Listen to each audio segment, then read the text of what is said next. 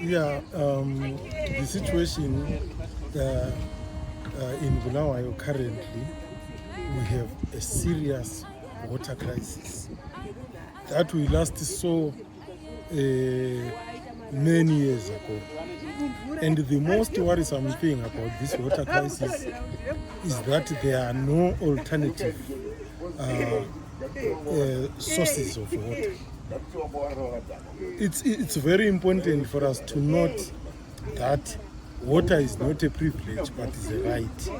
So we understand the problems, but what we are simply saying is that the city council should come up with ways to ensure that the city has alternative water sources in the form of boreholes maybe. And the last time we had this kind of a crisis, I remember we used to have the city council sending bowsers to different areas, especially those areas that don't have boreholes. So I also understand, I once had a conversation with some councillors, and they said the boreholes, and the city council doesn't do boreholes, but they are normally done through donors and so forth. But still, all the same, the city council should be able to also mobilize those donors so that at least they can sink some boreholes in different areas which don't have boreholes. So this can go a long way, at least in terms of ensuring that people get water under these difficult circumstances. So that is one of the biggest challenges. And other service delivery issues, such as garbage collection, for instance, all those issues have become a big problem in the city. You realize that even in the city center, we have vendors all over, garbage all over. So this then makes us the city to be prone to diseases. So all those things we are calling upon the city council to try and take action on those things. They say prevention is better than cure. So those are some of the things that we're looking at. Issues of service delivery, and particularly in the city center. Bulawayo has never been what it is today.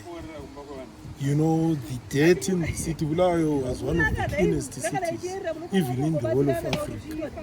But as we talk today, it's a very sad situation. But more to it, I think I will speak about water. The water situation is terrible, and we are likely to have diseases because of that. Okay. Yes.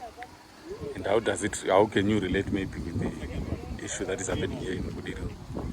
Yeah, looking at the issues, the issue that is at hand here in Budiriro, this is a terrible situation, and it's one of those situations which emanate from poor governance and town planning and the sort of undermining of local authorities and so on. Because in Bulawayo, as we talk right now, we have got some people that are now known as land barons. People who undermine the laid down regulations or bylaws. So looking at this Budiriro issue, it's got many sides of it, but we heard people there saying they are paying some rates to the city of Harare, but at the same time, it is very mind-boggling why this problem has been happening for the past 3 years. One would ask themselves to say, is the city council not coming up? One of the victims there was talking about, even when the mayor was talking, the Harare mayor, that other woman was saying, no, we are used to this kind of talk. And we know that you only come to talk about it when it happens. But after, we don't see you coming to ensure that the problem is solved. So relating Bulawayo in this scenario, it is the same thing, where we see lawlessness. When you start to have people that are known as land barons, in Bulawayo there are people who actually collect money from people who are selling from undesignated selling points. And those people are using some kind of political muscle that they undermine the authority of the council itself. So such kind of scenarios are a recipe for disaster, if I may put it that way.